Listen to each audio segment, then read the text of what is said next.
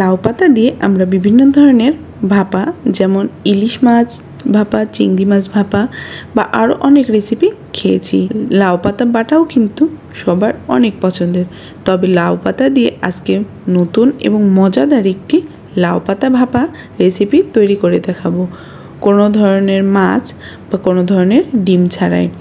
দেখতে যেমন লোভনীয়, খেতেও ততটাই মজাদার আজকের এই লাউ পাতা ভাপা। তবে চলুন রেসিপিটি দেখে নিই। পাতা ভাপা করার জন্য প্রথমেই মশলা তৈরি করে নেব। এখানে আমি 2 চামচ পোস্ত আর 2 চামচ সাদা তিল নিয়ে নিয়েছি। সাদা তিল অবশ্যই ভেজে নিতে হবে হালকা আছে। পাতা ভাপার জন্য পোস্ত দানা আর তিল বেটে নিলাম। এখন নিয়ে নিচ্ছি 4 থেকে 5টি কাঁচামরিচ এবং 2 চামচের মতো বাদাম। এখানে আমি কাজু বাদাম, কাঠবাদাম আর চীনা বাদাম নিয়ে নিয়েছি। সবগুলো মশলা আমার বেটে নেওয়া হয়ে গেছে। এখন মেন উপকরণ লাউ পাতা। এখানে অবশ্যই এই রেসিপিটি করার জন্য কচি কচি লাউ পাতা নিতে হবে। লাউ পাতাগুলো খুব ভালো করে আমি হালকা গরম জলে পরিষ্কার করে ধুয়ে নিয়েছি। এখন 1/2 চামচ লবণ দিয়ে পাতাগুলো মাখিয়ে নিচ্ছি। অবশ্যই এই কাজটি হাত দিয়ে করতে হবে, এতে করে লাউ পাতার থেকে কিন্তু লবণ মাখানোর পরে অনেকটাই জল ছেড়ে দিবে। এখন আস্তে আস্তে বেটে রাখা মশলাগুলো দিয়ে নিচ্ছি। আজকের এই রেসিপিটি সম্পূর্ণই নিরামিষভাবে তৈরি করে দেখাবো। আপনাদের ইচ্ছা করলে এখানে আপনারা পেঁয়াজ রসুন অ্যাড করেও এই পাতা ভাপাটি তৈরি করতে পারেন। একবার তৈরি করে খেলে আপনারা অন্যান্য রেসিপির কথা একদম ভুলে যাবেন। কথা বলতে বলতে এখানে অ্যাড করে দিয়েছি 4 চামচের মতো সরিষার তেল আর দিয়েছি 1/2 চামচ লাল মরিচের গুঁড়ো, 1/2 চামচ ধনিয়া গুঁড়ো। সব শুকনো উপকরণ এবং মশলাগুলো দিয়ে লাউ পাতা খুব ভালোভাবে মাখিয়ে নিচ্ছি। মশলাগুলো মাখানোর সাথে সাথেই পাতাগুলো অনেকটা মজে গিয়েছে। এখন পাতাগুলো রেস্টে রেখে দিব মশলার সাথে 5 মিনিটের জন্য। 5 মিনিট পরে আপনাদের দেখাচ্ছি।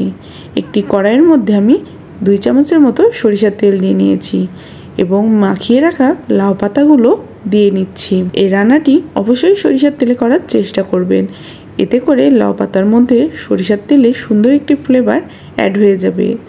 আবার চাইলে রেগুলার রান্নার তেলেও এই রেসিপিটি তৈরি করে নিতে পারবেন। আশা করি আজকের রেসিপিটি আপনাদের কাছে অনেক ভালো লাগবে এবং পুরাতন দিনের এই মজার লাউ পাতা ভাপা রেসিপিটি অবশ্যই একবার বাড়িতে তৈরি করবেন। কিছুক্ষণ নেড়ে ছেড়ে ঢাকনা দিয়ে মিডিয়াম টু লো আঁচে রান্না করে নিচ্ছি 5 মিনিটের জন্য। 5 মিনিট পরে ঢাকনা খুলে উল্টিয়ে পাল্টিয়ে রান্না করে নেব।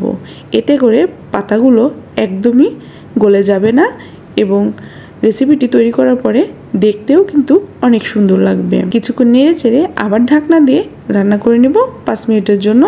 পাতাগুলো সিদ্ধ হওয়ার জন্য ঢাকনা দিয়ে হালকা আঁচের এই রেসিপিটি তৈরি করতে হবে।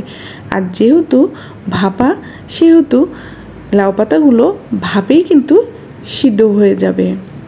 আজকের রেসিপিটি যদি আপনাদের ভালো লেগে থাকে তাহলে অবশ্যই আমার চ্যানেলটি সাবস্ক্রাইব করে রাখবেন এবং আমার চ্যানেলের পাশেই থাকবেন এবং পাশে থাকা নিয়ে বেল আইকনটি ক্লিক করে রাখবেন। এতে করে আমি ভিডিওদের সাথে সাথে আপনার নোটিফিকেশনগুলো খুব সহজেই পেয়ে যাবেন।